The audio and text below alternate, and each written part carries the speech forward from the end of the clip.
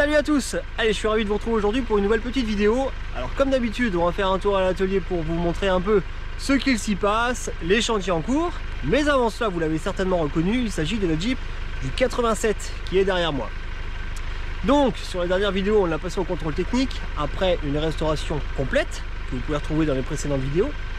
Et depuis, elle a reçu ses marquages en concertation avec les propriétaires.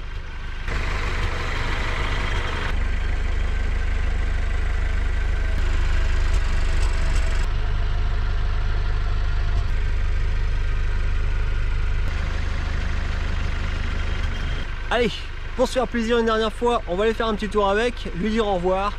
Et ensuite, comme toutes les bonnes choses ont une fin, ça sera livraison au propriétaire.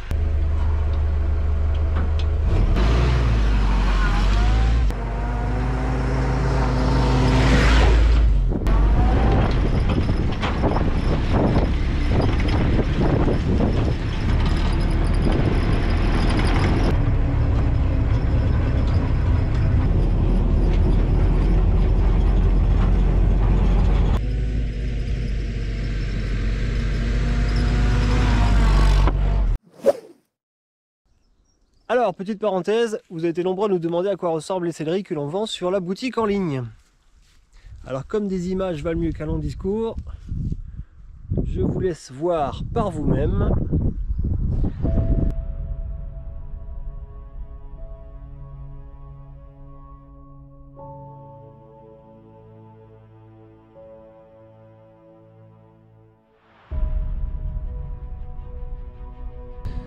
Donc toute cette céleri, vous pouvez la retrouver sur la boutique en ligne, rétro-atelier.com/shop, et le lien est dans la description ci-dessous.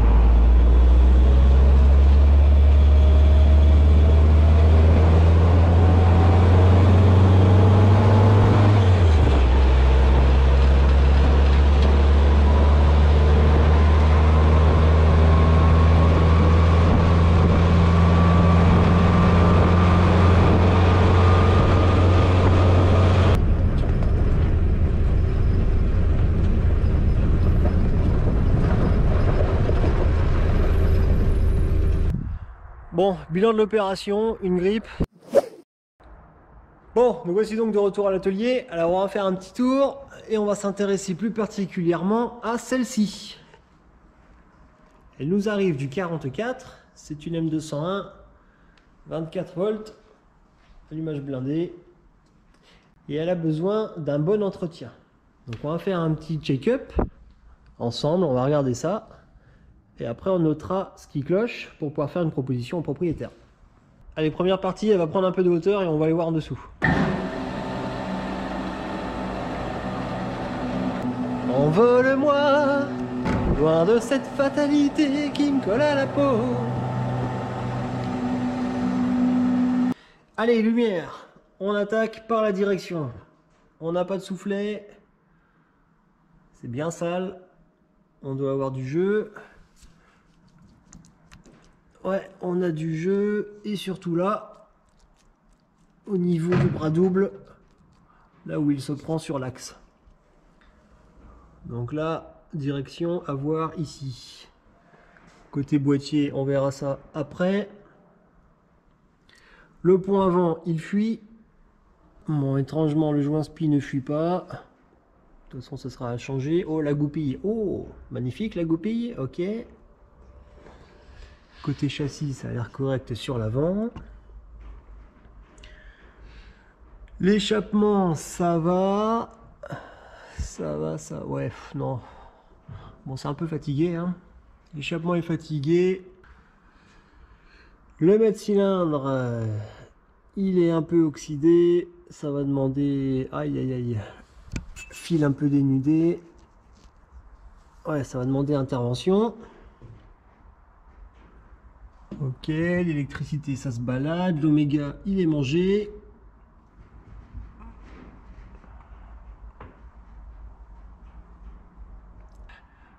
Côté boîte de transfert, bon, c'est bien gras. Les joints sont à remplacer. Les mâchoires de frein à main aussi. Elles sont imbibées d'huile.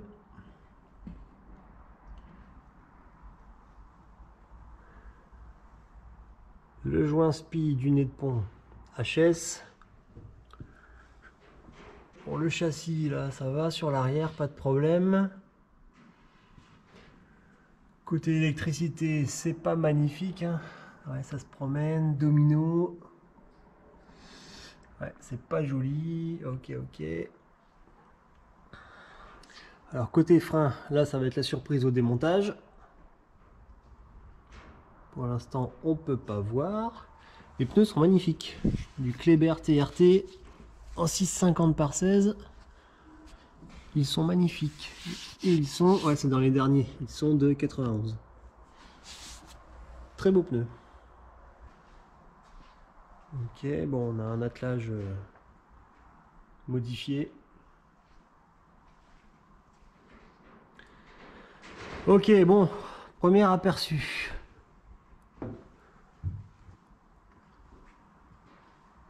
Joint de carter à faire.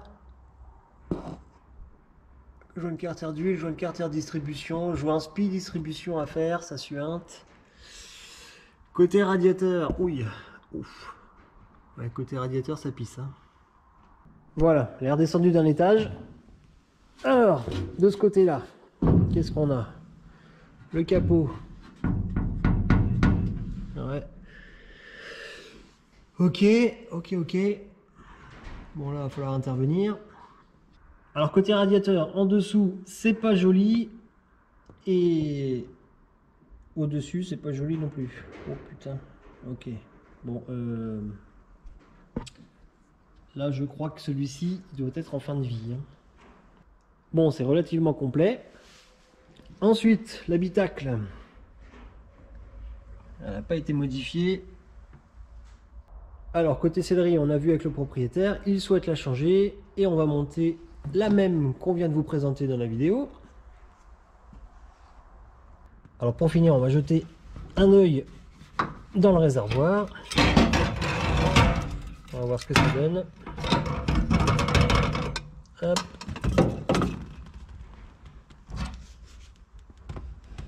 Mais le réservoir, il a l'air très correct. Hein. Alors, on va faire un petit tour d'horizon des pièces. Jumelles de suspension, amortisseur avec les bagues caoutchouc, divers joints, moteur bois de pont, de l'allumage pour la passer en 24 volts non blindé, de la carburation et des pièces de freinage en très bonne qualité parce qu'avec les freins on joue pas avec la sécurité. Et pour terminer, on a des pièces de refroidissement, durite, courroie, radiateur. Et cette fois-ci on part sur un radiateur neuf car l'ancien était vraiment HS, irréparable, et même notre sous-traitant nous a déconseillé d'investir de l'argent dans une réparation qui à très court terme ne tiendra pas. Donc on est obligé de partir sur un radiateur neuf. Voilà pour l'inventaire des éléments nécessaires pour remonter le véhicule. Alors toutes ces pièces que je vous ai présentées, vous pouvez également les retrouver sur la boutique en ligne retro-atelier.com/shop, S-H-O-P. Et l'avantage qu'on a, c'est qu'avant d'être vendeur de pièces, on est surtout réparateur, restaurateur de véhicules. On utilise ces mêmes pièces, donc on est certain de la qualité et on sait que ça se monte parfaitement et sans problème. Allez, maintenant je vais me glisser sous le véhicule et je vais attaquer le remontage. Alors pour rappel, kit freinage complet avec les canalisations, maître cylindre, cylindre de frein flexible, mâchoire, etc. Montage liquide silicone, le tout à neuf. Côté direction, remplacement de l'axe sur le pont avec les roulements bras double, montage de soufflet, réglage du boîtier, graissage de l'ensemble. Côté moteur, on a bossé sur la carburation, carbu neuf, pompe à essence neuve, flexible d'essence neuf, filtre à essence avec des joints neufs pour partir sur une bonne base. Côté allumage, suppression de l'allumeur blindé, montage d'un allumeur standard avec une bobine externe. Voilà, on reste sur du 24 volts. On garde également le circuit de charge en 24 volts. J'ai fait un peu d'électricité, remplacement de certains fils qui étaient vraiment pas beaux.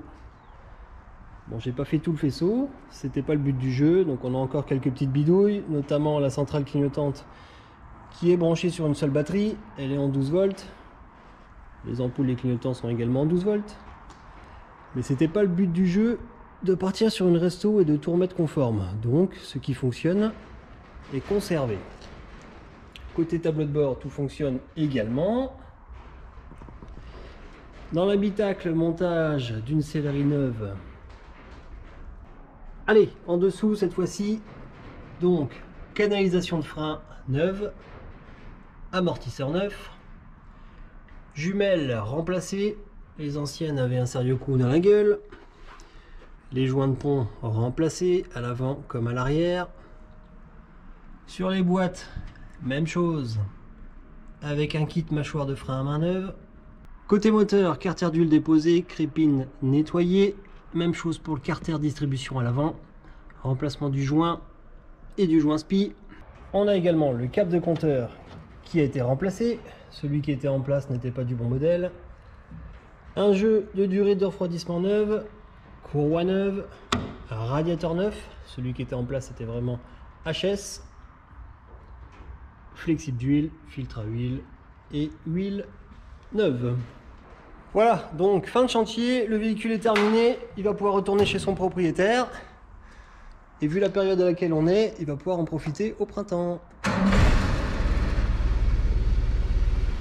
quand même plutôt pas mal un véhicule qui démarre au quart de tour. Alors, petite précision, parce qu'on va certainement avoir droit à quelques commentaires sur les réseaux sociaux pour dire que la rondelle de gauche, elle n'est pas d'origine, et l'écrou de droite, il n'est pas monté comme il faut. Ok, c'est vrai, mais sur ce chantier, on est sur un entretien, on n'est pas sur une restauration complète. Le but, c'est pas de remettre le véhicule à neuf comme s'il sortait d'usine, le but, c'est de le fiabiliser pour que le propriétaire puisse s'en servir comme il l'entend. Alors, il peut y avoir des choses qui ne sont pas forcément d'origine, mais c'est pas grave, c'est aussi la liberté d'avoir sa Jeep et de l'utiliser comme bon nous semble. Voilà, donc c'était pour vous montrer la différence entre restauration et entretien. On ne fait pas que du véhicule étoilé, on ne fait pas que du véhicule 100% conforme d'origine, on fait également du véhicule voilà, qui a eu son passé militaire et qui a aussi son passé civil avec quelques petites modifications. Bon allez, aujourd'hui on vous emmène faire un petit tour à Rétromobile. Allez, c'est parti.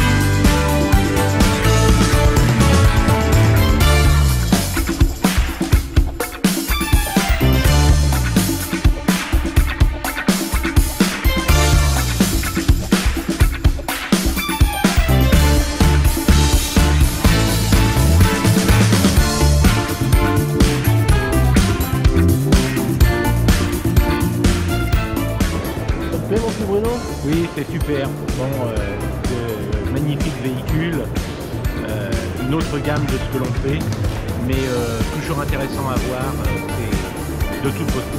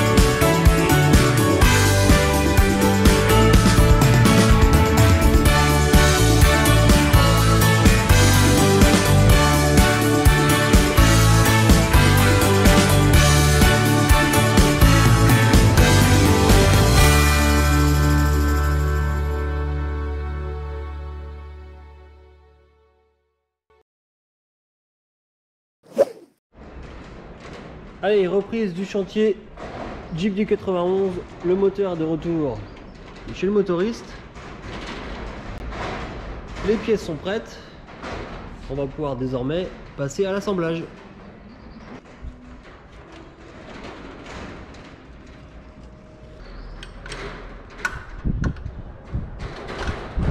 Et voilà, assemblage terminé. Prochaine étape, faire monter la pression d'huile dans le bloc. Et ensuite, essai de démarrage.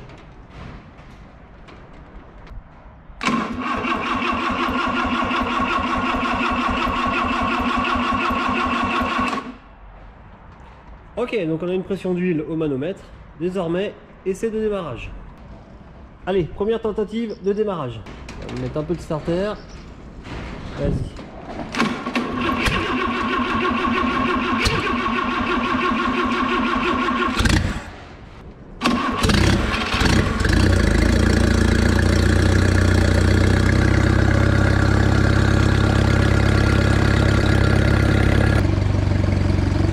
Pour ce premier essai, on a raccordé l'allumage en 6 volts et pour aider le démarreur, provisoirement on l'alimente en 12. Ça permet qu'il ait un peu plus de punch et que ça tourne un peu plus vite.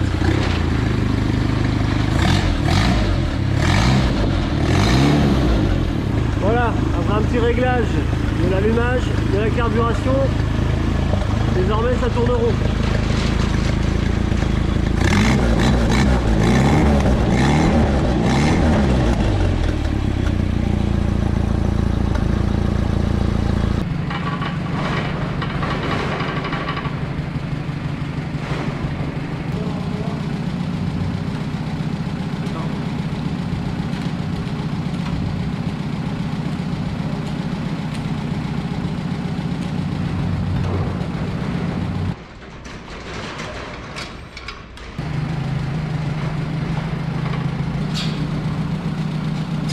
Remontage quasiment terminé. On en est aux finitions, notamment concernant le circuit de charge. Allez, démarrage et essai.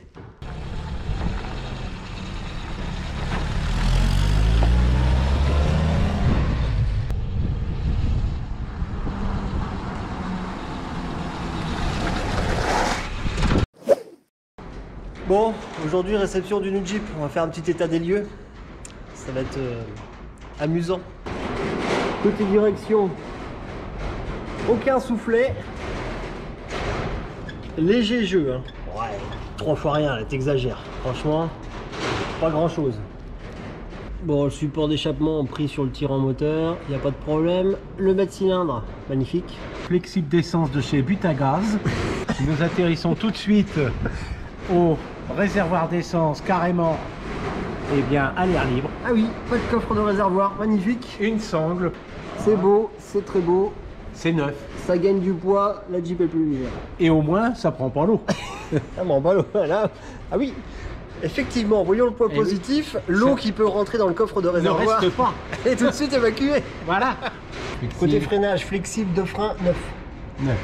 Très bon état.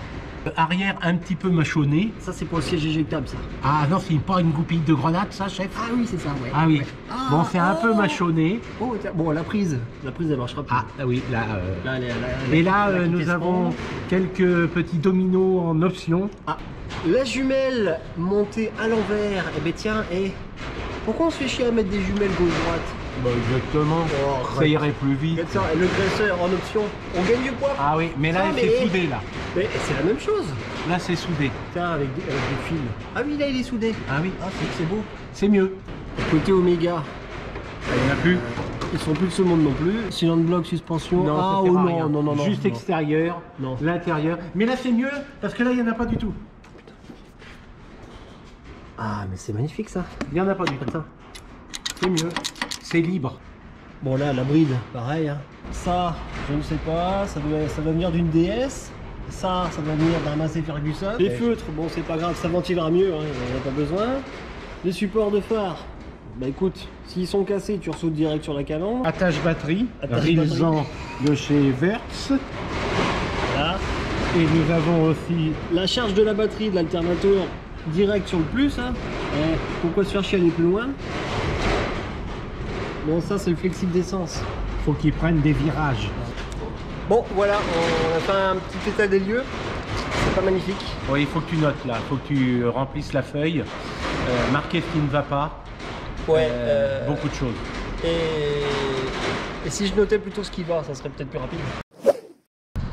Et voilà, fin de chantier pour la Jeep du 91. Désormais, c'est retour chez son propriétaire qui va s'occuper, comme convenu, de faire le dernier voile de peinture, remonter la sellerie et peindre les marquages. Salut Laurent. Salut Nicolas, content de te voir. Mais de même. Bon alors heureux. Ça y est. Comme un gosse. Le Père Noël est arrivé. Ouais, le meilleur Noël de toute ma vie, je Bon. crois. Donc voilà. Bah, Ouais. écoute, on va pouvoir décharger. Et puis tu vas pouvoir regarder un peu. On va voir ça ensemble. Ça marche. Super en tout Allez, cas. déchargement.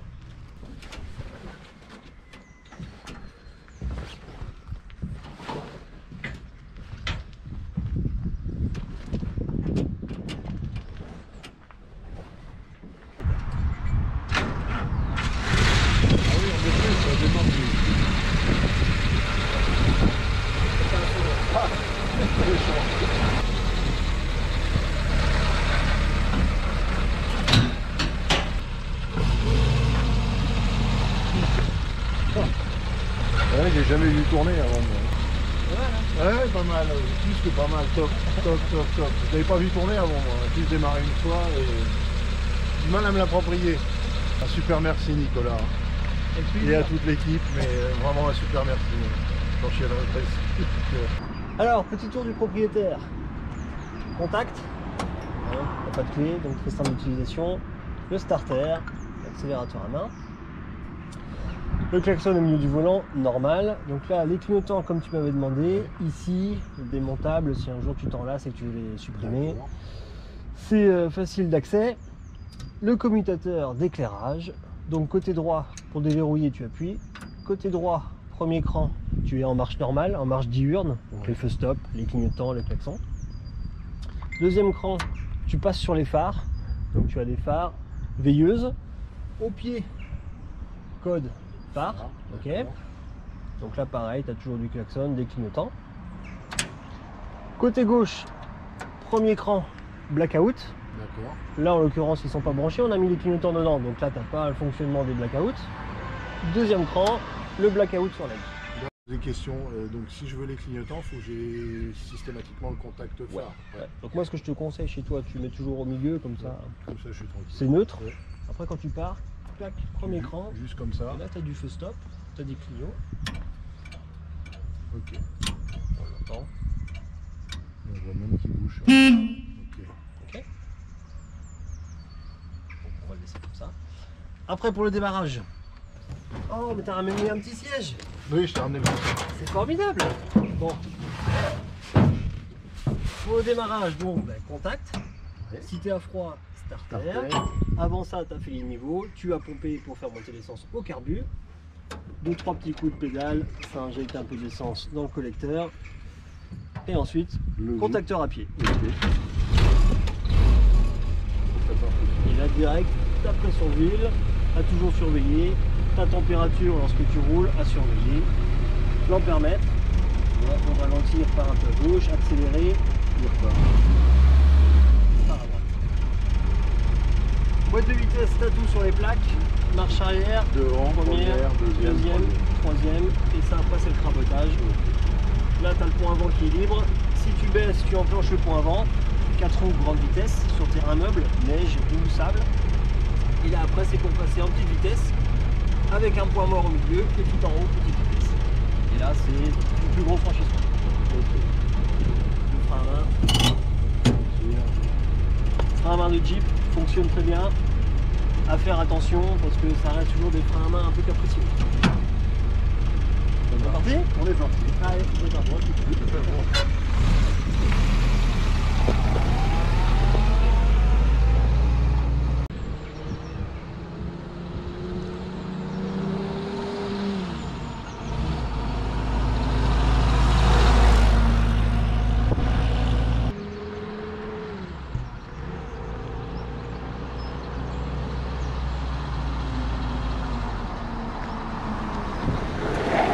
Oh là là.